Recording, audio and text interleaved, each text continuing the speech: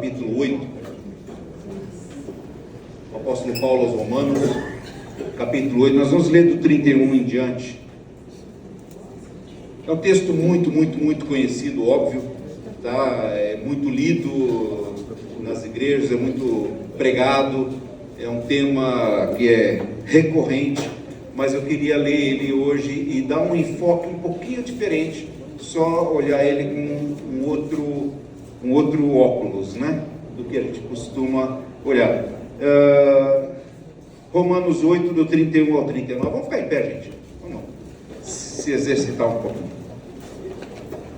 Romanos 8, do 31 ao 39, diz assim a palavra do Senhor: que diremos, pois, a estas coisas? Se Deus é por nós, quem será contra nós? Aquele que nem mesmo seu próprio filho poupou, antes o entregou por todos nós, como não nos dará também com ele todas as coisas? Quem intentará acusação contra os escolhidos de Deus? É Deus quem os justifica. Quem é que condena? Pois é Cristo quem morreu, ou antes quem ressuscitou dentre os mortos, o qual está à direita de Deus, e o que também intercede por nós. Quem nos separará do amor de Cristo? A tribulação, ou a angústia, ou a perseguição, ou a fome, ou a nudez, ou o perigo, ou a espada, como está escrito: por amor de ti somos entregues à morte todo dia. Somos reputados como ovelhas para o matadouro, mas em todas estas coisas somos mais do que vencedores por aquele que nos amou. Porque eu estou certo de que nem a morte, nem a vida, nem os anjos, nem os principados, nem as potestades, nem o presente, nem o porvir, nem a altura, nem a profundidade, nem alguma outra criatura nos poderá separar do amor de Deus que está em Cristo Jesus, o nosso Senhor. Vamos orar. Meu Pai, nos abençoa nesta manhã, Senhor, que nós possamos olhar para a Tua palavra, compreender o Teu querer e entender aquilo que o Senhor preparou para nós, que nós possamos compreender as realidades que o Senhor tem explicado para nós através da Tua palavra. Nos ajuda, Senhor, a que isso possa fortalecer a nossa fé e possa também, Senhor, nos direcionar o nosso caminhar e a nossa maneira de pensar, em nome de Jesus. Amém, Senhor. Podem sentar, queridos. Esse texto, ele, obviamente, muito conhecido, né? Mas vocês podem ver que esse texto fala por várias vezes na questão da morte. Primeiro, um inimigo a ser vencido, o qual Cristo venceu. Cristo venceu a morte. Cristo ressuscitou, ele deixou os braços da morte. Então ele esteve junto com a morte por 3 dias e deixou os braços da morte, ressuscitou. Então, esse é o primeiro foco que a gente precisa olhar quando vê esse texto, é entender que a morte é sim uma realidade, é um fato que vai passar por todos nós vamos entender um pouquinho mais disso. Cada um de nós vai passar por essa realidade, mas por Cristo nós sabemos que nós vamos vencer esse inimigo. Então eu queria começar a aula, já que essa aula é uma aula que vai falar de algo que nos afeta, e nos afeta profundamente, afeta a realidade de cada um de nós, de modo muito presente, muito diante dos nossos olhos. Mas eu queria começar com uma mensagem de esperança, porque a morte não nos vence. Nós somos do Senhor Jesus Cristo. E nada nos separa do amor de Deus que está nele, em Cristo. Nem a morte. Nem a morte. Então, vamos colocar isso no coração, vamos começar a aula com o coração carregado de esperança. Tá? Então, eu não queria começar a aula com um pensamento negativo, com um olhar de reserva, tá? Porque, na verdade, nós precisamos compreender essa realidade, precisamos compreender essa dureza dessa realidade, mas olhar ela sempre com o olhar do cristão, o olhar daquele que é de Deus. Amém? E se tem alguém aqui que ainda não é do Senhor, que ainda não entregou a vida ao Senhor, eu acho que não, mas se tem alguém, faça isso agora, porque a morte é uma realidade. Você entenda quem você é, entenda a realidade do seu pecado, se arrependa dele, entenda que isso desagrada profundamente a Deus, a maneira como você vive, a maneira como você pensa, a maneira como você age,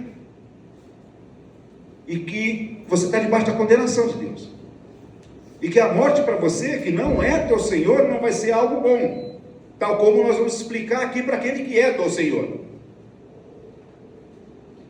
Então, se arrependa, entrega a tua vida ao Senhor, porque Ele morreu e ressuscitou para te dar vida, para te tirar dessa situação. Então, recado dado para se houver algum não crente aqui. Eu acredito que não, pelo que eu estou olhando, eu creio que não, mas recado está dado. Questão escatologia, meus queridos. Lembra que eu falei para vocês? A escatologia tem a ver com as últimas coisas, e a escatologia ela se divide então em duas áreas específicas. A primeira é a escatologia pessoal. O que é a escatologia pessoal? É o que acontece com você. Na hora que você morre, o que acontece com você? Para onde você vai? Quem te leva? Ótima pergunta, né? Eu já vi um monte de filme com esses negócios, gente, né? Coisa assim. O pessoal tem uma imaginação tremenda, tremenda. Ou seja, para onde você vai? O que acontece com você? Teu corpo? Tua alma? Mas por que a gente tem que morrer? Por que isso? De onde vem isso? Hoje nós vamos tentar esclarecer essa questão, tá? Isso é a escatologia pessoal. Terminado esse tema da escatologia pessoal, que eu devo terminar em mais 2 aulas, porque a aula que vem nós vamos falar do Hades, nós vamos falar do Guiena, nós vamos falar do inferno. A aula que vem vai ser legal. Certo? Então...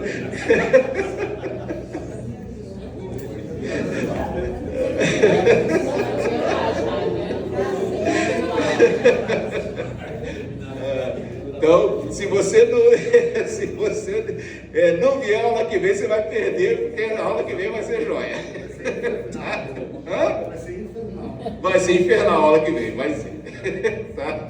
E a outra aula ainda vamos falar mais um pouquinho a respeito de morte. Vou finalizar esse processo todo, tá? E aí nós vamos começar a falar da escatologia geral. O que é a escatologia geral? A escatologia do universo. O que vai acontecer com o universo, com todas as pessoas como um todo? O que vai acontecer com esse planeta? Esse planeta vai continuar existindo, vai ser destruído? Vai ter 144 mil vivendo aqui e o resto vai para o céu? Como é que funciona esse negócio? Aí nós vamos estudar a escatologia geral, o que vem depois, tá? Porque nesse processo, aqueles que morrem vão estar aguardando justamente esses eventos que vêm depois. Então nós vamos trabalhar isso depois, em que ordem que as coisas vão acontecer, como vão acontecer cada uma dessas coisas, e é muito interessante porque a Bíblia nos diz em detalhes o que acontece. Tá? Então é muito bom, gente, vocês vão ver que isso tranquiliza o nosso coração, isso acalma o nosso coração, nos dá uma alegria de viver enorme, porque, como diz Paulo, para mim o morrer é ganho. Certo? Então, vamos entender esse negócio. Realidade da morte, tá?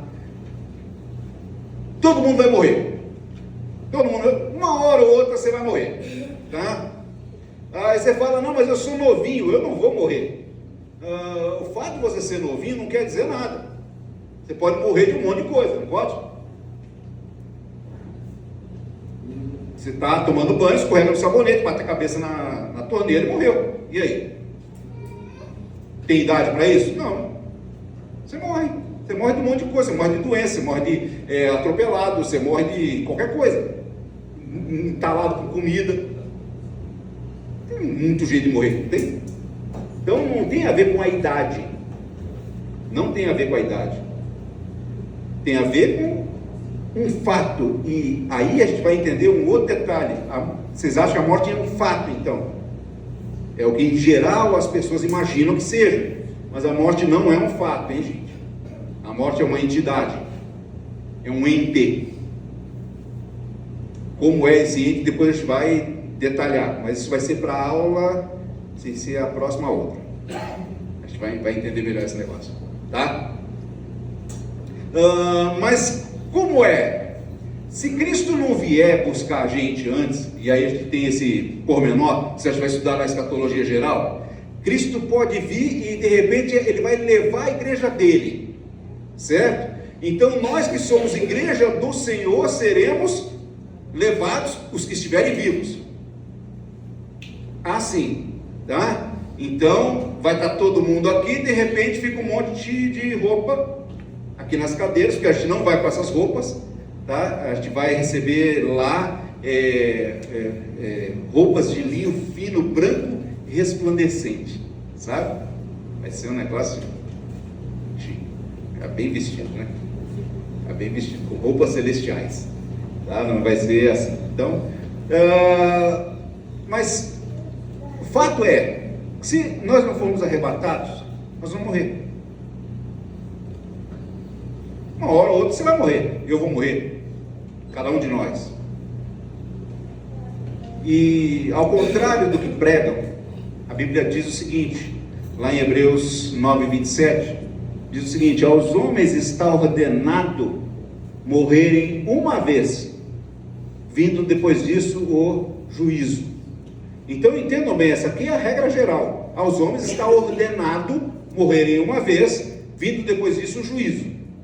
Tá? Vai ter juízo para todo mundo, vai ter julgamento para todo mundo vai ser julgado.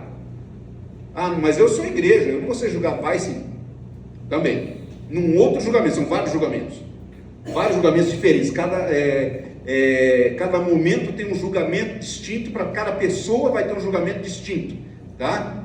É separado o negócio. Então, a regra geral é essa. Há exceções a essa regra? Por exemplo, algumas pessoas foram ressuscitadas enquanto ainda estavam aqui. Lázaro, por exemplo, Jesus ressuscitou a Lázaro, não é isso? Ele tinha morrido, Jesus ressuscitou e depois ele morreu de novo, tá? Então tem uma ou outra exceção a essa situação. Tem uns que não morreram, tá? Enoque, o que aconteceu com Enoque? Deus levou, ele não morreu, não é isso? Elias, o que aconteceu com Elias? Entendeu? Ele não morreu, então está ordenado morrer uma vez, mas ele não morreu nenhuma. Tá? Aqueles que serão arrebatados aqui também vão morrer? Não, então é o que eu falo, isso é uma regra geral, tá certo? Há algumas exceções que a Bíblia coloca, essas exceções são exceções claras, é óbvio, tá? Mas a regra geral é: aos homens está ordenado morrerem uma vez e vindo depois disso o juízo. É assim que funciona. Então, eu estou aqui agora, se o Senhor quiser, Ele faz assim, apaga a minha lâmpada, eu caio durinho aqui, vou dar um trabalho miserável ao pastor, né? Vai ter que resolver o problema do corpo, vai ser uma confusão miserável, tá? Mas eu não vou estar nem aqui. Tem problema meu, passa para ele o problema, né? Quer dizer, mas nessa, eu já vou aguardar o meu juízo. Eu fui, acabou o problema, tá? É assim que funciona. Essa mesma ideia, gente, percorre todo o capítulo 15 de 1 Coríntios, tá? Então, se você leu 1 Coríntios 15, aliás, leiam o capítulo todo, por favor, porque eu vou pegar, pincelar alguns versos só. Não dá para ver todo. Oi?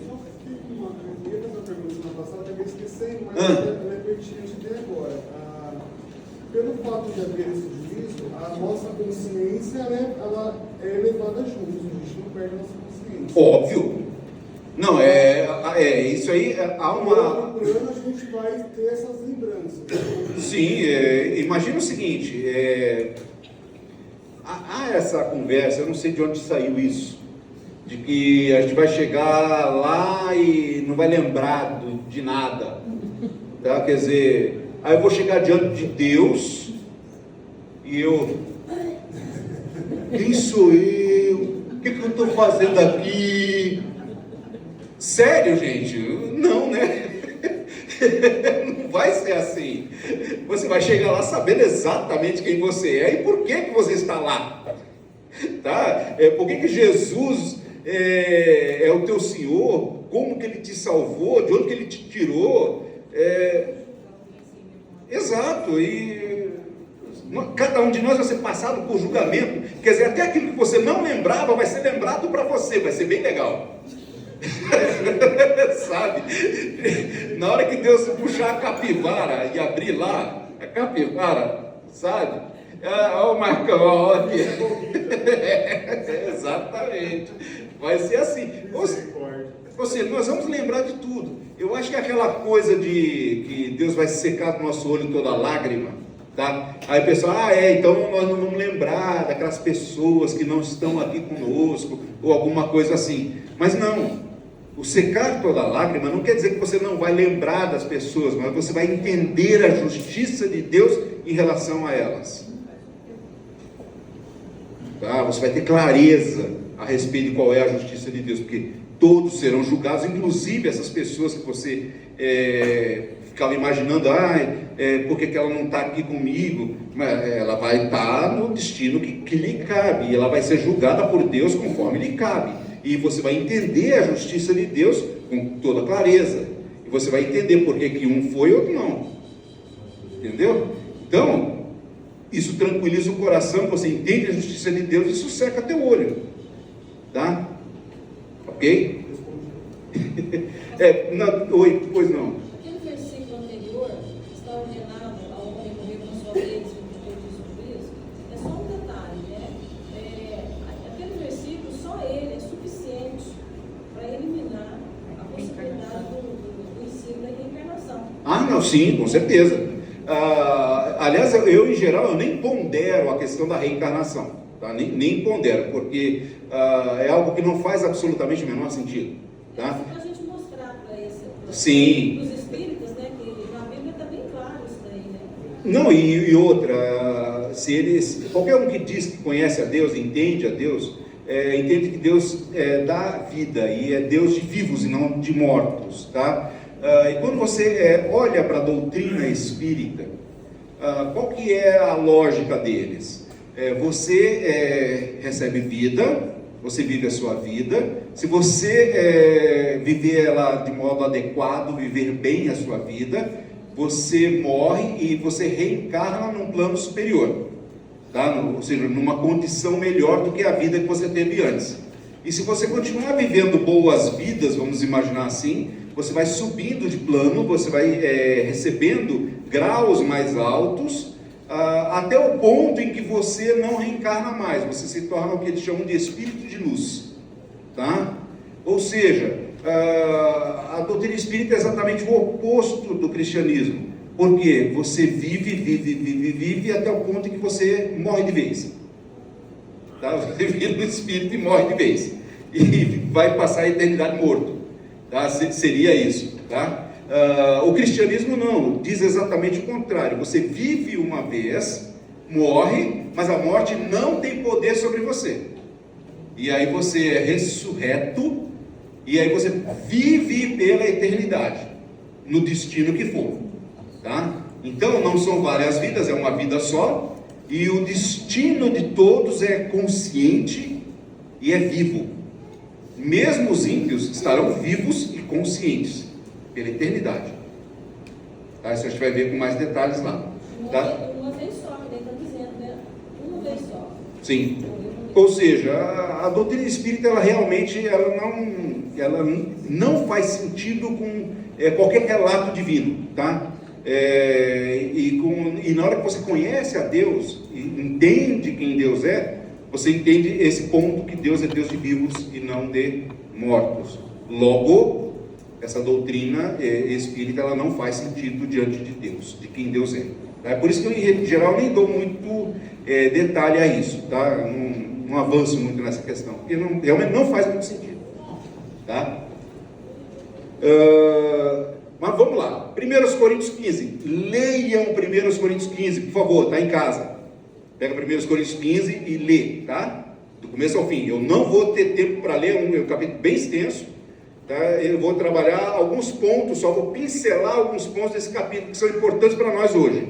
Então, começando lá no verso 55, diz assim: onde está, ó morte, o teu aguilhão? Espera aí, a morte tem um aguilhão, então. A morte, ela te enlaça, ela te esperta, ela te traz, né? Então, a morte, ela nos arranca da nossa posição. Ela tem um aguilhão. Mas onde está o aguilhão? Onde está, ó inferno, a tua vitória? Porque o inferno seria o destino necessário para aquele que é um pecador. Se você é um pecador, o teu destino é inferno. Mas graças a Deus que nos dá vitória por nosso Senhor Jesus Cristo, tá? Vitória sobre o quê? Sobre a morte, sobre o inferno, correto? Tá? O aguilhão da morte é o pecado, e a força do pecado é a lei, porque a lei aponta: olha, você é pecador. A lei aponta bem para você, você é um pecador, e você não tem como escapar dessa realidade. Significa o quê? Que pela lei você está condenado, a lei nos julga, a lei nos condena. Pela lei nenhum de nós tem chance. Pela lei de Deus você não tem chance, tá? Aliás, só fazendo um parênteses aqui que eu acho que é importante. Vamos pegar os 10 mandamentos, que é coisa simples, né? Não dirás falso testemunho, né? Vem lá. Alguma vez algum de vocês já disse alguma coisa que não era exatamente verdade? Alguma vez? Tem alguém aqui que nunca falou nenhuma mentirinha, nem pequenininha? O Heitor.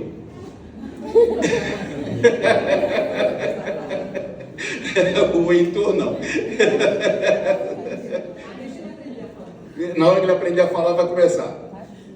Mas, gente, a verdade é: quem conta mentira é o quê? Mentiroso, não é isso? Então, todos vocês, e eu inclusive, somos todos mentirosos. Os mentirosos herdam o reino de Deus? Não, né? Não, sem chance. Teve alguma vez que algum de vocês pegou alguma coisa que não fosse sua, mesmo que fosse um lápis, uma borrachinha, qualquer coisa? Um troco? Deixou de pagar algum imposto? Deixar de pagar algum imposto? Pegar alguma mercadoria sem nota para pagar mais barato? Aconteceu? Qualquer coisa, gente. Se porventura você tem apego que não seja seu, faz de você o quê? Ladrão, né? Eu vou falar, aconteceu comigo. Então, inclusive, eu lembro dos bolos que a minha avó me deu na mão, da palmatória. Ela me batia com palmatória porque eu tinha roubado um dia da bolsa dela. Nunca mais roubei. Mas eu fiz. E se você rouba, o que acontece? Você é o quê? Ladrão, né? É todo mundo ladrão aqui. Tem alguém aqui que consegue escapar do inferno? Vê que eu não fui muito longe. Não fui muito longe. Percebe que não está todo mundo condenado? Ninguém tem chance, tá? O inferno vai te alcançar.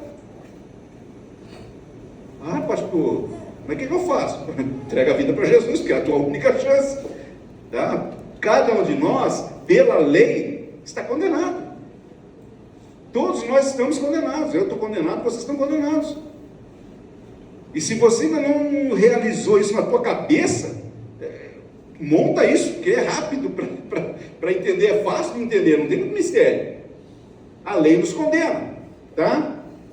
Mas quando isso que é corruptível, essa carne, se revestir da incorruptibilidade, e isso que é mortal, se revestir da imortalidade, então cumprir-se-á a palavra que está escrita: tragada foi a morte na vitória. O que é a vitória então, gente? É comprar uma casa nova? A vitória é comprar um carro novo? A vitória é conseguir um emprego? A vitória é vencer uma doença? A vitória é manter um casamento? É isso a vitória? Não, meus filhos, a vitória é morrer e não ficar morto. Essa é a vitória. Morrer e não ficar morto. Ok? E aí a morte é vencida. Nós deixamos de ficar mortos. Ok? Positivo? Bom, então tá aí. Vamos lá. Filipenses 1, do 19 ao 26. Porque eu sei que disso me resultará salvação, pela vossa oração e pelo socorro do Espírito de Jesus Cristo, segundo a minha intensa expectação e esperança. O apóstolo Paulo está falando aqui à igreja de Filipos, e ele está dizendo: eu estou esperando, tenho uma expectativa intensa, de que em nada serei confundido, envergonhado, antes, com toda a confiança, Cristo será tanto agora como sempre engrandecido no meu corpo, seja pela vida, seja pela morte. Essa é a maneira do crente viver. O crente, ele não vai viver uma vida de acordo com o próprio querer, o próprio mundo, com as coisas do mundo. Nós vivemos uma vida para Deus, e nisso nós vencemos a morte, tá? Ou seja, o aguilhão da morte, ele é vencido em Deus, e nós aguardamos por isso. Muitas vezes a gente até entende essa realidade da morte intelectualmente, aceita, mas o que acontece? Eu já vi crente fazer isso, tá? Não, porque nós vamos morrer. Mas na madeira, vai falar isso, fica falando de morte. Já vi crente fazer isso. Me dá pito ainda, porque eu estava falando de morte, a pessoa: que isso, pastor? Fala disso, né? Sério? Gente assim. Não, tá?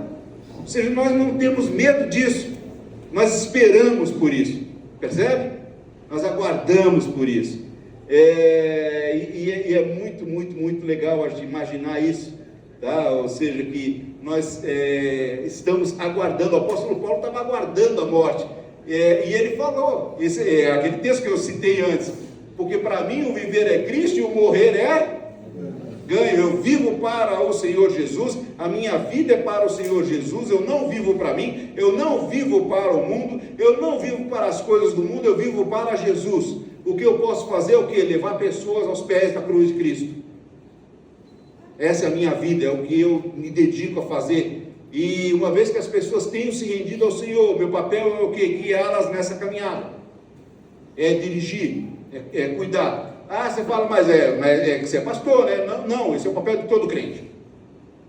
Isso não é papel do pastor exclusivamente. O pastor faz isso também, tá? O pastor faz isso também. Isso é papel de todo crente. Mas como você vai fazer isso? Primeiro você tem que amadurecer, você tem que crescer, você tem que entender isso daí, você tem que viver para Cristo, você tem que entender que a morte é ganho, tá? Porque se eu viver na carne me der fruto da minha obra, não sei então o que eu devo escolher. E é justamente o grande dilema de quem é do Senhor, porque de ambos os lados estou em aperto, tendo desejo de partir. Claro, eu quero estar com Jesus, gente. Eu quero estar com o Senhor pela eternidade, entendeu? Aqui é cansaço, aqui é dureza. O mundo aqui não é simples não, gente, é pesado o negócio, tá? Mas o que acontece? Mas eu julgo mais necessário, por amor de vós, ficar na carne. Por quê? Por amor das pessoas. A gente está aqui por amor às pessoas, para poder ajudar as pessoas, para poder mostrar para as pessoas qual é a realidade das coisas. Então, eu não vou querer morrer enquanto eu puder ser útil, tá? Se eu tenho alguma utilidade, se eu tenho alguma serventia, então melhor estar aqui, tá? Mas para mim continua sendo a morte um ganho, e a gente tem que colocar isso com muita clareza. E aí, tendo essa confiança, sei que ficarei e permanecerei com todos vós para proveito vosso e gozo da fé. É a fala do apóstolo Paulo, e tem que ser a fala de cada um de nós, tá certo? Enquanto nós pudermos ser de utilidade para as pessoas, e para a vossa glória, para que a vossa glória cresça por mim em Jesus Cristo, pela minha nova ida a vós, estando com as pessoas. Ele estava falando, eu quero estar com as pessoas, e nós devemos querer estar com as pessoas e usar disso no dia a dia, ok, gente? Até aqui está claro, tá?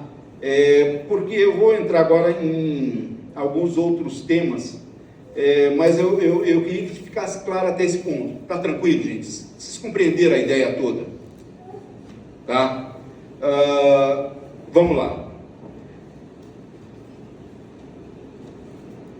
Aliás, não faça esse negócio, né? Dizer, não, o fulano lá não morreu, ele faleceu, né? Ele veio a óbito. Sabe o que é? Passou dessa para melhor. Você sabe se foi isso mesmo?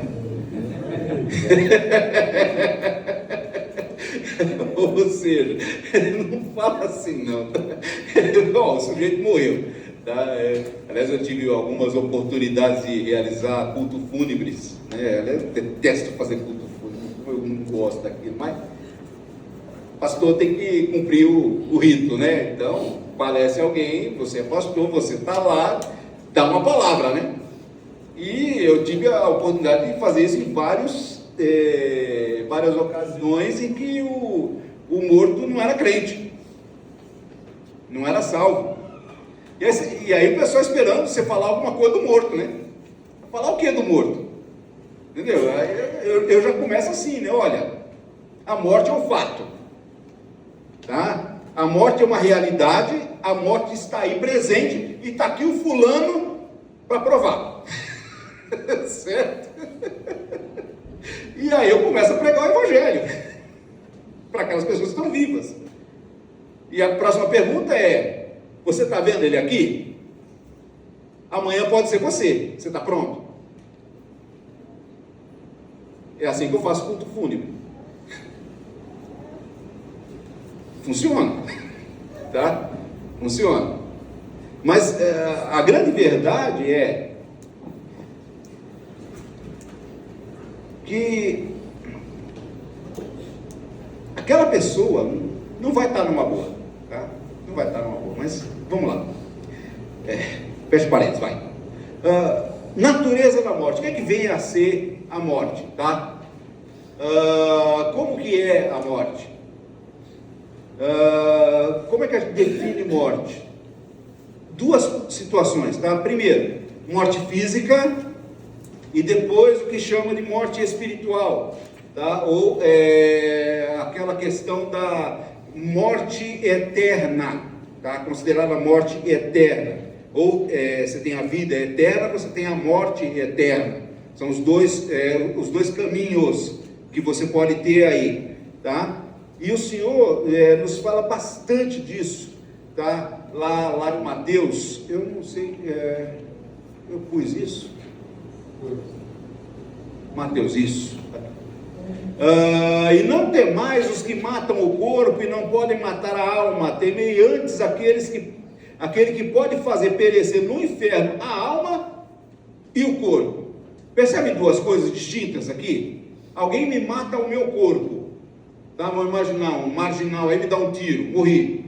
Ele matou o meu corpo, mas eu não morri por quê? Porque a minha alma é eterna. Então, se eu levar um tiro e eu morrer, a minha alma permanece e depois eu vou ressuscitar.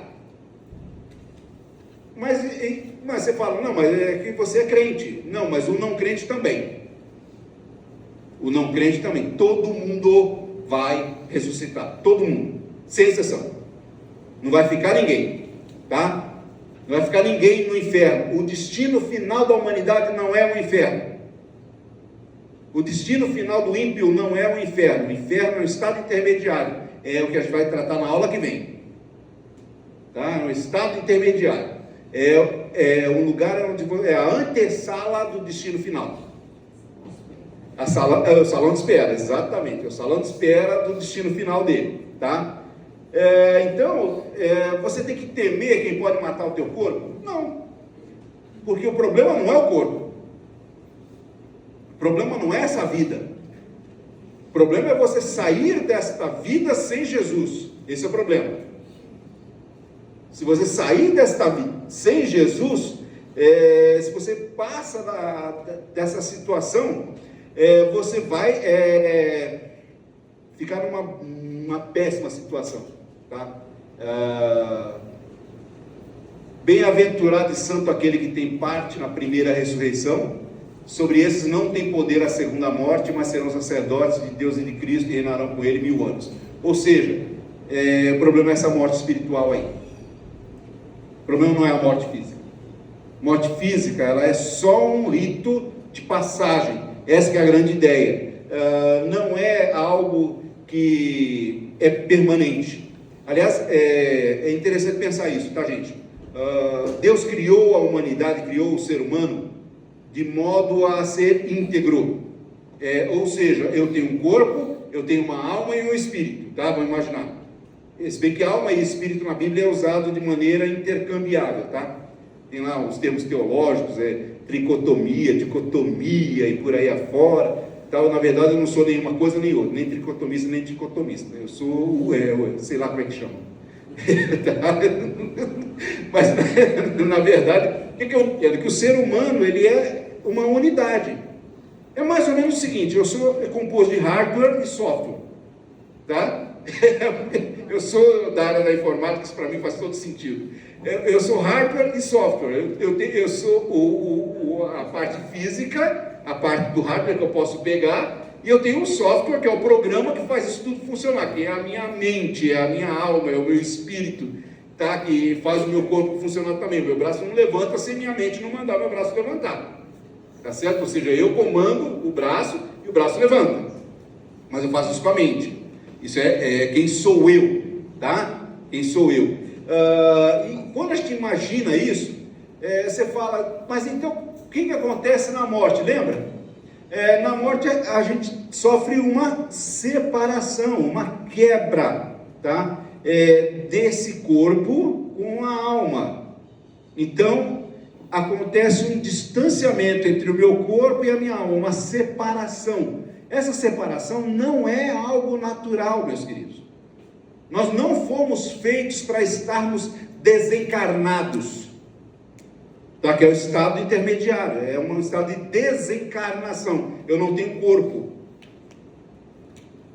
Nós fomos feitos para ter essa unidade, um corpo e uma alma, um espírito que nos define quem somos, tá? Que você tem a tua inteligência, tem a tua razão, tem as tuas emoções, tem a tua espiritualidade, isso tudo te define quem você é. E isso está dentro de um corpo que Deus te deu para você caminhar nessa terra.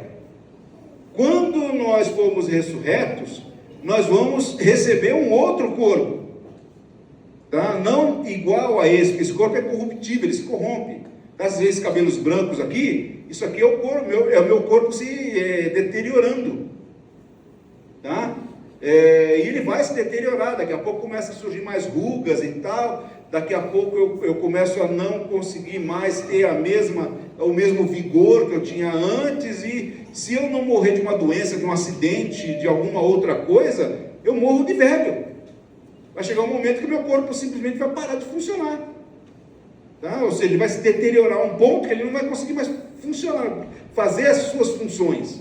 Tá? E essa é a realidade desse corpo. Mas não é com esse corpo, então, que nós vamos para lá. Como nós lemos no começo, não é do que é corruptível que nós vamos com o que é incorruptível. Na hora que isso que é corruptível se revestir da incorruptibilidade, nós vamos. Então, nós vamos receber um corpo que não se deteriora. Tá? Aí vai ser bacana, né? Eu vou estar lá de cabelinho preto, né, pastor? Vai ser assim, tudo. Entendeu? Vou estar saradão, sem barriga, né? Vai ser barriga de tanquinho, né? Que agora está com essa barriga de máquina de lavar. Vai ser barriga de tanquinho, tá? Vai ser, vocês vão achar legal, pô. E eu vou estar lá andando de cavalo.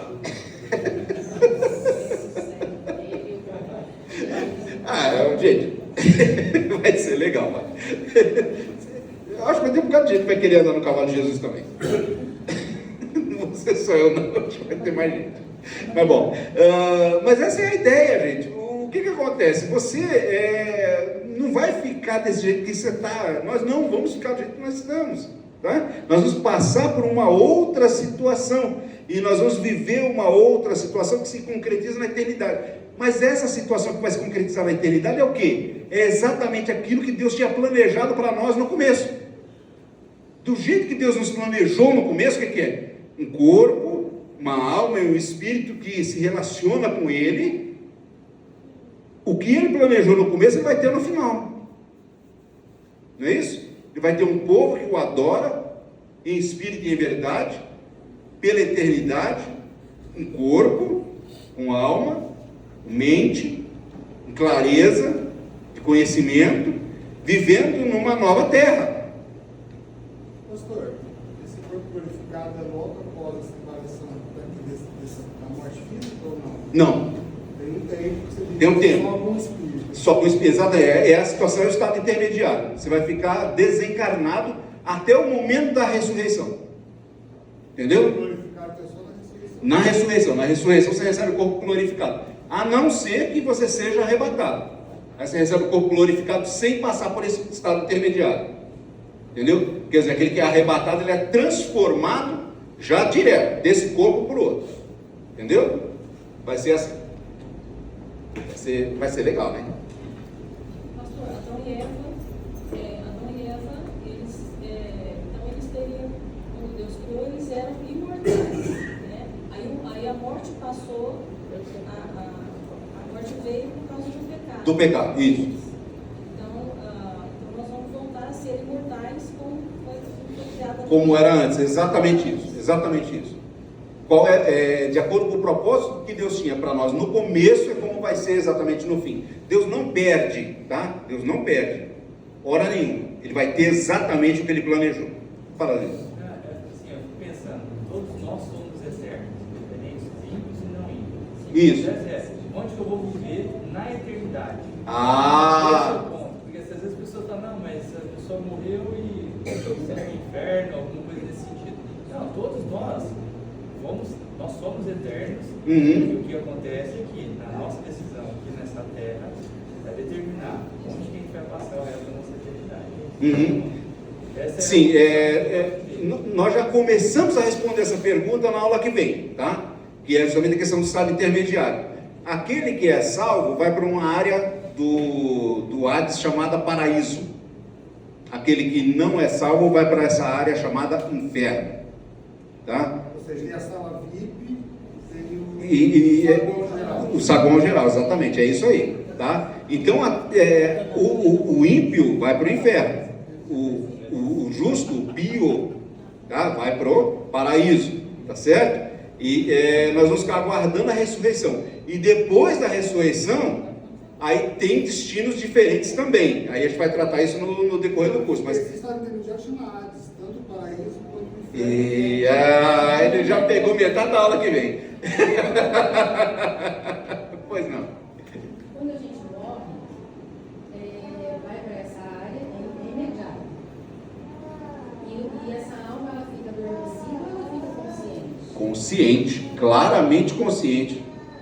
Mas consciente daquilo que não entristece essa alma. Não, por quê? Consciente da realidade. Estaremos. Mesmo aqui da Terra? Como assim? Eu não entendi. Tipo assim, eu vou lembrar que fulano, eu estou lá. Que nós vamos lembrar das coisas, nós vamos lembrar de tudo, sem nenhuma dúvida. Entendi. Mas assim, eu vou para essa área e lá eu tenho a minha consciência. Eu não fico adormecida. Sim. Essa consciência, ela não me traz tristeza. Não necessariamente. Essa consciência, tipo assim, nossa, eu estou aqui, mas eu tenho consciência que o fulano não vai estar, ou não esteve. Eu tenho tudo isso. Tem. Porque, na verdade, quando que é que nós teremos as lágrimas enxutas dos nossos olhos? Depois da ressurreição, depois do julgamento final, lá na frente, quando Deus fizer novos céus e nova terra em que habita a justiça. Então, Lá, toda lágrima será enxuta. Então, nesse processo, Hã? Então eu vou poder estar em sofrimento também. Por conta de tristeza, se eu tiver no inferno, eu tenho consciência sem a graça. Se eu estiver no raio do paraíso, eu estou em consciência, mas eu tenho paz com Deus. Sim. Eu não sofro, é isso que eu estou perguntando. Sim, na verdade a grande questão é, nós teremos a plena consciência da questão da graça de Deus, tá? E isso vai ter sempre, como nós temos agora. Nós temos plena consciência da graça de Deus, e temos consciência de que Deus julga todas as pessoas, já julgou o mundo, está condenado por Deus, e as pessoas que morrem hoje, morrem sem Deus, elas vão para a condenação eterna.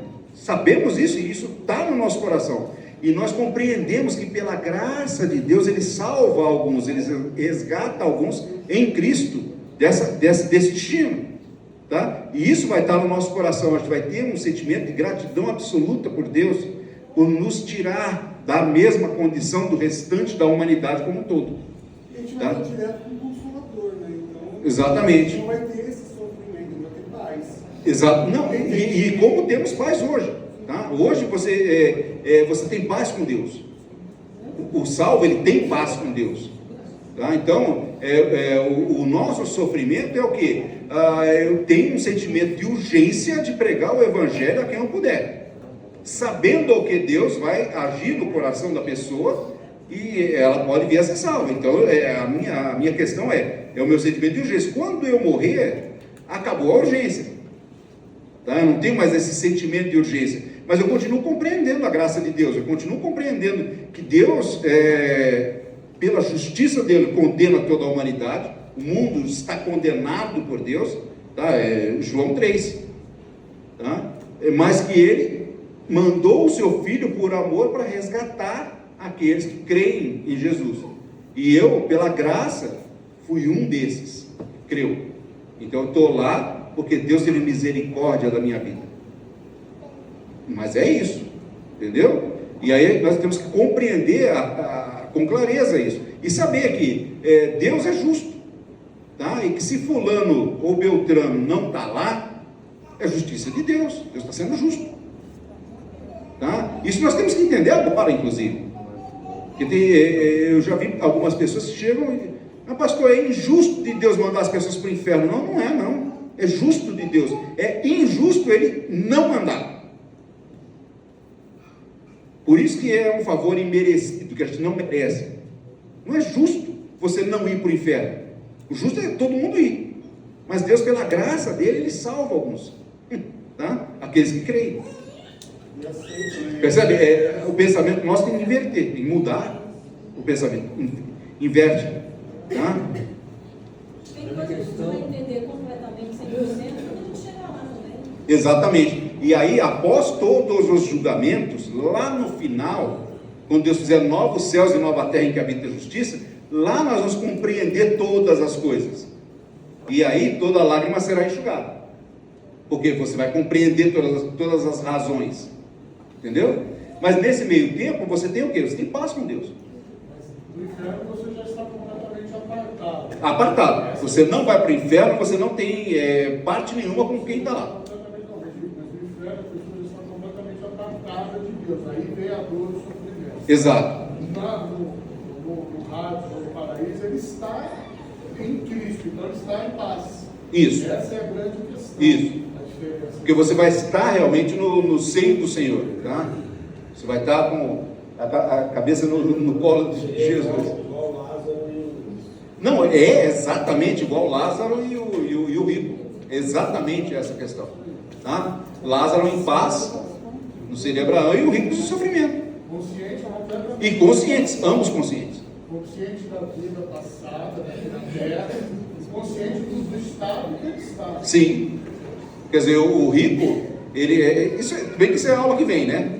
Mas o rico, ele tem clara consciência do que está acontecendo, inclusive fala, Senhor, então manda aí Lázaro lá falar com os meus irmãos e tal, porque eles vão vir para cá. E aí o que é? Qual é a resposta? Não. Ouçam-nos. A grande questão é entender soberania, né? Deus, ele é soberano, gente. Soberano, às vezes, para nós, é uma palavra que não é completamente entendida. Sim. Né? Deus é soberano, nós temos visto isso. E é possível entender essa soberania. Nós não temos estudado Sim. a vida de Davi e Salmos. Nós temos visto. Eu me deito, eu durmo, porque o Senhor me sustenta. É consciência da soberania. Sim. Né? E quando nós nos rendemos, estamos com o Senhor, no caso do paraíso, estamos com o Senhor, porque entendemos a soberania, nos rendemos à soberania. Exatamente. Então, a partir dessa premissa, não há mais questionamento. Não, e outra, é algo que, inclusive, eu me humilho diariamente, porque eu olho para esse mundo aí e eu vejo uma quantidade enorme de homens que são melhores do que eu em absolutamente tudo. Mas muita gente. Só que eles estão perdidos. Estão indo para o inferno. Face a face. E essa premissa que o pastor falou, essa breve espera, depois vai no lago de fogo e no inferno vai no lago de fogo para a pessoa. Sim. Isso prova que é pela profecia. Ou seja, quando a gente entende isso que eu estou falando, ou seja, que você olha e vê que Deus resolveu te salvar, ao invés de salvar essas pessoas, que são melhores que você. Por quê? Não tem uma razão, aí que está o ponto. Não tem uma razão humana. Não tem uma razão humana para eu ter sido salvo. Entendeu? Não é porque eu sou assim, porque eu sou assado, ou mesmo porque eu levantei a mão quando eu fui convocado por Deus a levantar a mão, seja lá o que for. Na verdade, eu nem fiz isso, né? Eu caí de joelho na frente do meu computador, 3 horas da manhã. Mas, nem por isso, tá? Mas pela graça de Deus me alcançou. Justificados pela graça. Tá? Exatamente. Ou seja, na hora que eu entendo isso, eu entendo que Deus, não por mim, mas por Ele, porque Ele quis, porque Ele é soberano, porque Ele é Senhor, Ele me salvou. Tá? E não tem uma razão. Esse é o grande ponto. E isso tem que te sossegar. Entendeu? Por quê? Porque a justiça é dele. E nós só vamos compreender essa justiça dele lá. Entendeu? Se a gente olhar com olhos humanos, a gente está vendo sempre parte da realidade. A gente nunca consegue ver a realidade como um todo. A gente não consegue ver a profundidade com que Deus vê. A gente não consegue ver o coração no nível em que Deus vê. Tem sempre uma visão parcimoniosa, parcial olha, é uma visão pequena, vamos dizer, é uma visão apequenada do que vem a ser de fato a ação divina. Deus não, Ele é o Senhor de todas as coisas e Ele está enxergando aquilo que a gente não enxerga. E Ele tem razões que a gente não faz ideia, só vai fazer ideia depois dos julgamentos. Aí a gente vai ter clareza das coisas de Deus, tá? Então, nesse meio tempo, o que é que nós podemos fazer? Sossegar em Cristo, tá? Sossega no Senhor, coloca teu coração, confia nele, entrega para Ele, porque Deus sabe o que é, Deus sabe a verdade, Deus sabe o que está fazendo, tá? E a gente não, tá? Essa é que é a grande verdade. E aí, na hora que você sossega, aí você dorme, aí você aquieta, Deus te dá paz, entendeu? Ou seja, então mesmo lá, aguardando a ressurreição, você não vai estar em sofrimento, você vai estar em paz, você vai estar ao lado do Senhor Jesus, você vai estar já na antessala da eternidade, já aguardando os momentos que virão, e virão muitos momentos, vocês vão ver, e acho que ainda tem muito a ver, inclusive, com esse planeta, depois mesmo, tá? Depois que a gente ressuscitar, vocês vão ver que a gente tem muita coisa a ver com esse planeta aqui, vai ser bem legal. Nossa Senhora. Oi. Logo que nós morremos entre essa separação do espírito com a carne, nós já teremos uma clareza de direcionamento para eles. Vai estar mais claro para nós do que está agora, tá? Isso com certeza. Olha assim, a minha dúvida alguém irá nos ligar, nos buscar, ou nós seremos direcionados? Você, ao morrer, você vai para um dos destinos, tá? Nós vamos ver isso aqui. O teu espírito torna a Deus, tá? Teu corpo torna ao pó e o teu espírito torna a Deus. E Deus dá destino para você. Entendeu? Deus diz: não, essa aqui é minha, então ela vai para o paraíso. Essa aqui não é, vai para o inferno. Mas é um fechado e abrir de olhos, né? Automático. Fechou o olho aqui e abriu no destino. No destino, exatamente. Entendeu? Bem Quer dizer, viagem. Que eu pensei que talvez esses livros que o senhor tinha citado, talvez, se eles viessem... Não, mas isso não é. Eu citei essa questão do espírito de luz porque isso não existe, na verdade, tá? Isso é o que teorizam os espíritas e na verdade isso não existe. Aí o próprio Deus Nos direciona, exatamente. Nós somos guiados por Deus tanto na vida quanto na morte, tá? Tranquilo, gente? Fez sentido? Fez sentido, querido? Fez? Vamos lá, vamos continuar. A questão tá? Nós vamos ter então aliás, eu tenho que desculpa, está em cima da hora, gente. Mas eu tenho que colocar isso, eu acho que é importante, tá?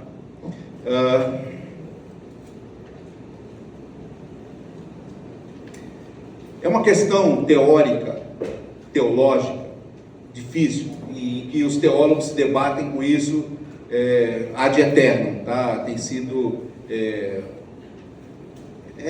a briga teológica que há, tá? Mas antes de citar isso aí, que seria a questão da divisão que há entre soberania de Deus e responsabilidade humana, que há os dois casos, tá? Deus é soberano, mas o ser humano é responsável, tá? E esse é um fio de navalha muito fino, que se você quiser trafegar por ele é complicado, mas antes disso eu tenho que chegar a entender um outro ponto teológico que é importante para a gente poder chegar nesse, tá? Qual é esse outro ponto teológico? É a questão do mal. Eu já tratei na escola bíblica aqui no começo, né? Essa questão do mal, eu acabei tratando dessa questão, mas não aprofundei, mas eu também não vou poder aprofundar agora, tá? Mas eu preciso citar essa questão do mal. Qual é a questão do mal? Se você olha para tudo que está acontecendo aí, você vê o mal reinando. E a pergunta é: Deus é bom? Então como é que é possível o mal?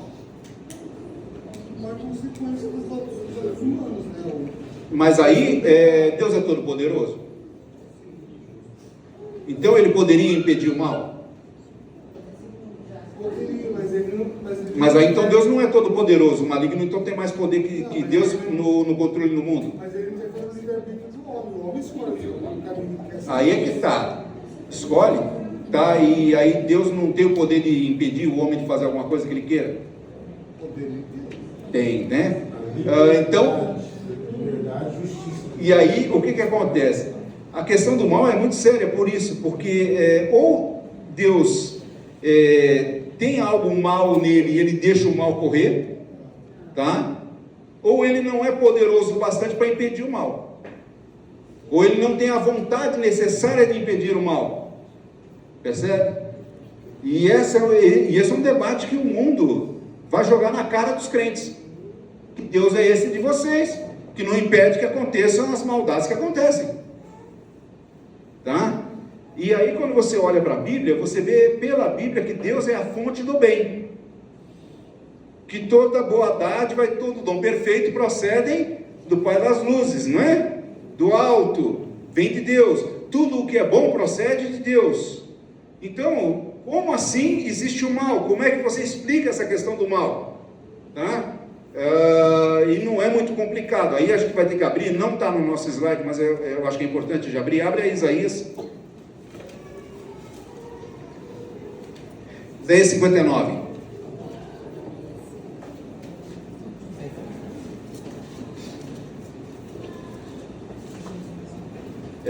Isaías 59, acho que é importante a gente falar disso, tá?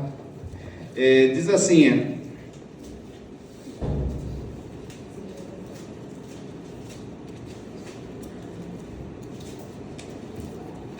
diz assim a palavra do Senhor: eis que a mão do Senhor não está encolhida para que não possa salvar, nem agravado o seu ouvido para não poder ouvir. O que está dizendo aqui? A mão do Senhor não está encolhida para que ele não salve. A mão do Senhor está estendida e alcança todos os lugares. Então ele pode salvar, ele pode sim salvar a qualquer momento. A mão dele está estendida. E nem agravado o seu ouvido, agravado é doente. O ouvido de Deus não está doente, tá? Deus ouve muito bem. Deus ouve tudo, todas as coisas, para não poder ouvir. Mas o que acontece? Olha o verso 2: mas as vossas iniquidades fazem separação entre vós e o vosso Deus, e os vossos pecados encobrem o seu rosto de vós para que não vos ouça.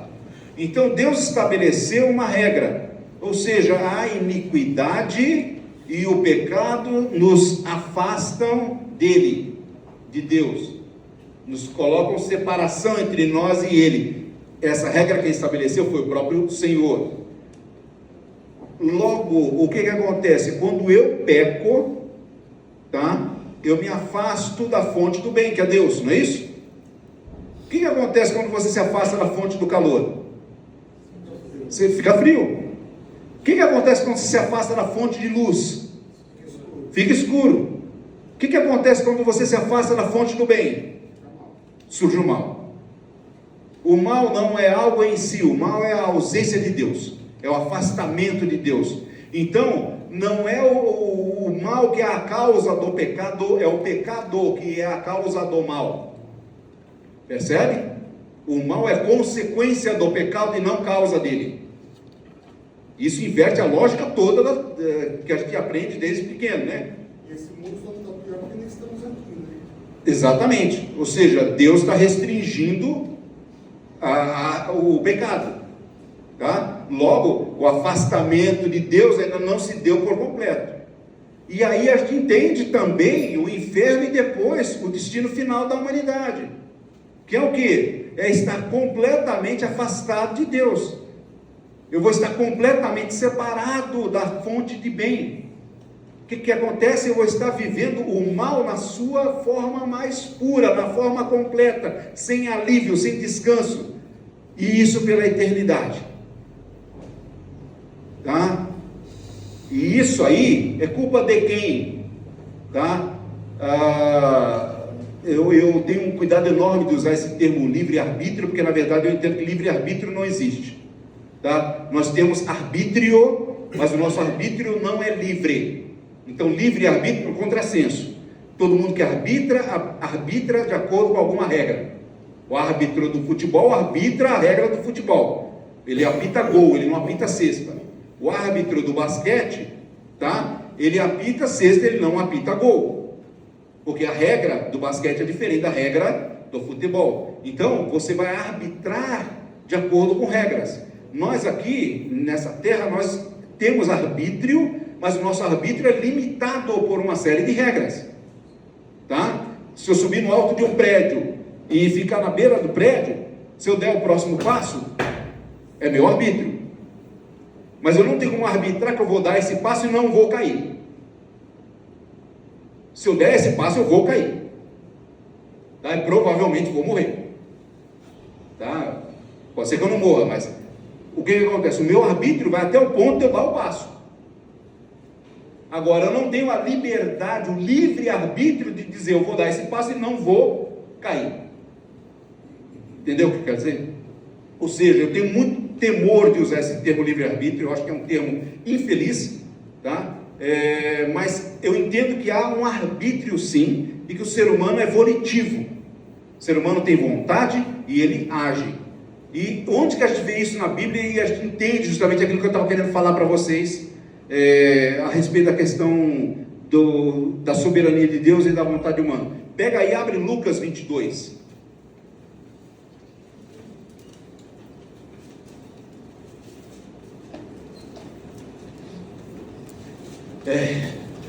acaba sendo uma aula de teologia, sem querer, né? Lucas 22, 22, tá? Esse é um texto clássico, tá? Lucas 22, 22. Diz assim: e na verdade, o Filho do Homem vai segundo o que está determinado, tá? Mas ai daquele homem por quem é traído, tá? Presta atenção. Na verdade, o Filho do Homem, se é Jesus falando, ele está se citando, né? Se chamando de o Filho do Homem, vai segundo o que está determinado. Significa o quê? Deus determinou que ele iria morrer e que ele iria morrer daquela maneira. Isso estava lá em todos os profetas. A gente sabe exatamente que tudo que aconteceu com Jesus já havia sido determinado, já havia sido dito, já havia sido falado. Então, o que acontece? Quando a gente entende isso, a gente fala, não, então Deus realmente estabeleceu isso aí. Mas, ai daquele homem por quem é traído. Responsabilidade humana. Ai do Judas que o traiu. Tá? A grande questão aqui é, a Bíblia não tenta explicar esse fio de navalha. A Bíblia simplesmente aponta, existem as duas coisas e as duas coisas convivem. Então, Deus é Senhor e soberano e o homem é absolutamente responsável pelo que ele faz. Então, mesmo que ele colhe o que não quer, ele é livre para escolher. Ele é livre para escolher mesmo que ele vai colher o que ele não quer. Na verdade, o que é que acontece? Exato, com certeza. Todo mundo vai ser julgado de acordo com o que fez, tá? Ai do homem por quem Jesus é traído. Judas foi lá e traiu Jesus, não foi? Ai dele. Exatamente. Isso tem que ser, esse senso de responsabilidade tem que ser claro. Exato. Ou seja, eu ouvi lá de Jesus, eu nem dei bola. Aí daquele que não deu bola. As coisas simples, né? Aquele que sabe que deve fazer o bem e não faz, Comete pecado. comete pecado. Sim. Mas é a questão da poder. Fala, Marcelo. Não, ela disse que não era. Mas a questão da condenação o meu coração é enganoso e a lei de Deus imprimiu no coração do ser humano. Uhum. Eu vou tentar cumprir a lei de Deus e eu vou conseguir cumprir como foi dito no início. Sim, Então, por isso que estamos todos condenados. exatamente. A salvação é exatamente Deus perdoar o seu pecado, apesar de você ser Apesar de ter você, exatamente Ele isso. é infinito essa condição. Exatamente isso. Essa é a questão. Exatamente isso. Por isso que não adianta o que você fazer. Ou você aceita Jesus como Senhor e Salvador da sua vida, Você está perdido. o seu destino eterno é a condenação. Exatamente isso. Tá? Todo mundo está condenado, tá? Todo mundo está condenado. Quando você olha lá para João 3, um texto famoso, João 3,16, né? O que diz? Porque Deus amou o mundo de tal maneira que deu seu Filho unigênito para que todo aquele que nele crê não pereça, mas tenha a vida eterna. Um texto conhecido. Mas vamos continuar. Porque Deus enviou o seu Filho ao mundo não para que condenasse o mundo, mas para que o mundo fosse salvo por ele. Por quê? Verso 18: quem crê nele, no Filho, não é condenado, mas quem não crê já está condenado, porquanto não crê no nome do unigênito Filho de Deus. Ou seja, a condenação já está aí. Jesus não veio para condenar, porque o mundo já está condenado. Jesus veio para salvar aquele que crê nele. Tá? Vai tirar a condenação. Tirar da condenação, exatamente isso, porque a condenação já está lá, já está aplicada. Por isso que ele é a porta, é o caminho. Exatamente. E na hora que a gente entende isso, uau, abre a cabeça. Tá? E aí a gente entende a questão da morte, entende a salvação que vem a partir dessa questão. Houve uma frase assustadora. Aquele pai que foi falando, tudo bem, você pode acreditar no que você quiser, mas eu não creio em Deus, preciso de Deus. Mas também ele vai sofrer as consequências dele. Sim. Não, é aquela história, é a fé dele. Ele acredita que Deus não existe. É uma fé. Certo? Ninguém coloca isso na minha cabeça. Ok. Até a hora que o Espírito Santo coloca isso no coração dele. Tá? É mais ou menos assim. Mas, gente, vamos lá. Já falei disso daqui, que a morte não fazia parte da condição inicial do homem, tá? Mas olha aqui, 1 Coríntios 15. Mas assim como a morte veio por um homem, como assim? Adão pecou e toda a humanidade passou a receber a semente do pecado, a natureza pecaminosa. Ao nascer você já nasce com uma natureza pecaminosa. Você não nasce condenado, mas você nasce com uma natureza pecaminosa. E no momento em que você peca, tendo consciência de que o que você está fazendo é pecado, que é o surgimento da malícia, surgiu a malícia, você passa a estar condenado. Por isso que a gente tem que pregar para a criança, tá? Prega para a criança, porque na hora que surgir a malícia, ela sabe o que aconteceu. E aí ela, Senhor, me arrependo, entrega a vida para Jesus, pronto, está salvo. Entendeu? É isso, a gente ensina a criança desde pequenininho, tá? Por causa disso aí. Agora, a grande questão é, porque assim como todos morrem em Adão, assim também todos são vivificados em Cristo. Por quê? Porque Cristo ressuscitou, logo venceu a morte. Nós não vamos ficar mortos, meus queridos. É muito legal isso aí, tá? Ou seja, sumário, tanto a morte física quanto a morte espiritual são resultado do pecado, tá? Óbvio, não tem dúvida. Nenhuma morte fazia parte do estado inicial da humanidade, tá certo? Ou seja, e também não vai fazer parte da realidade dos salvos por Jesus na eternidade e nem dos ímpios, tá? A questão da morte física, tá? Ela não vai fazer parte do estado final dos ímpios. Os ímpios também ressuscitam, tá certo? Para a morte eterna. Tormento eterno, entendeu? Chamado de morte eterna lá, é a segunda morte. A Bíblia usa o termo segunda morte, tá? Então temos aí a morte física, que é a separação da alma ou espírito, que é da pessoa do corpo. Então você desencarna. E depois tem a morte espiritual, a morte eterna, que é a total separação da pessoa, alma e espírito, reunidos e transformados pela ressurreição de Deus, pela eternidade, separado de Deus, mas com corpo e alma tudo junto, tá certo? É um corpo que vai suportar as agruras do destino final, preparado para Satanás e os seus anjos. Pastor, tem gente que fala assim, mas Adão fez uma escolha lá no começo, eu não estava lá, ele escolheu por mim, e eu sou culpado, estou colhendo o resultado das escolhas de Adão, né? Não, você está colhendo o resultado das suas escolhas, porque pergunta para ele se ele nunca mentiu. Eu falo da natureza pecaminosa, né? Mas, em contrapartida, o problema que Adão criou, Jesus Cristo tira, então a pessoa tem a oportunidade de... Não, mas não importa, porque todas as pessoas têm a lei de Deus colocada no coração para que ela fique sem desculpa. É o que diz lá em Romanos 1. Ninguém tem desculpa. Você tem a lei de Deus escrita no seu coração, você sabe que mentir é errado, e não importa se você ouviu de Cristo ou não, tá? Você sabe o que é certo e o que é errado. Essa questão da moral só existe pela existência de Deus, e pela lei de Deus está escrita no coração. Quer ver? Eu vou fazer um exemplo brusco. Não tem criança aqui, né? Não. Eu vou falar um exemplo brusco. Por que em toda a sociedade, sem exceção, um estupro de uma criancinha é algo ruim? Porque existe uma moral geral, tá?